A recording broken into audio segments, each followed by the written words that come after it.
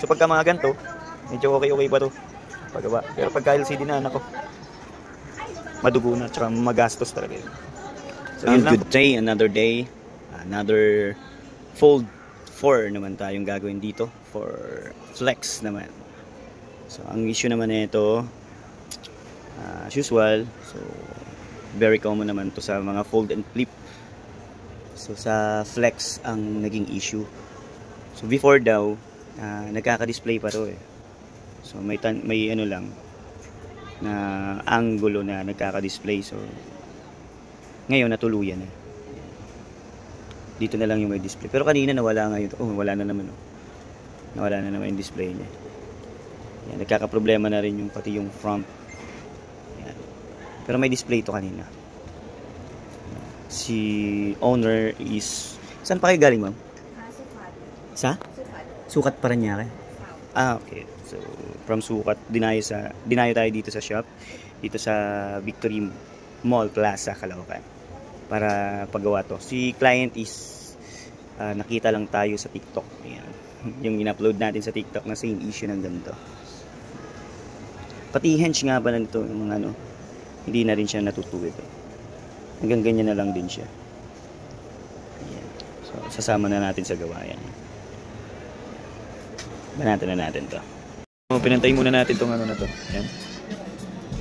Okay na. Nakapantay na siya. Nilinis na natin tong mechanical niya. So lalapag lang natin yung flex. Pantay na yan. Kanina hindi yan nabubukan ng maayos. So ito talaga madalas nagiging problema ng mga fold and flip. Guys, sa mga naunang video na in-upload ko, yan.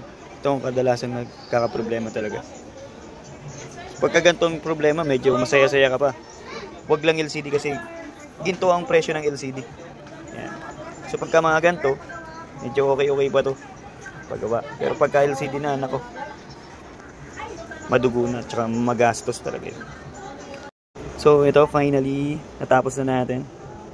Ayan, makinis na, malinis. Parang walang nangyari lang. Ayan. So kahit tupi-tupiin niya, okay na. Buksan mo nga. Kailangan natin ng helper. Maliit yung kamay ko eh. So, okay lang. Dito. Yan, okay. Wi-Fi? Ay, dito na passcode. Okay.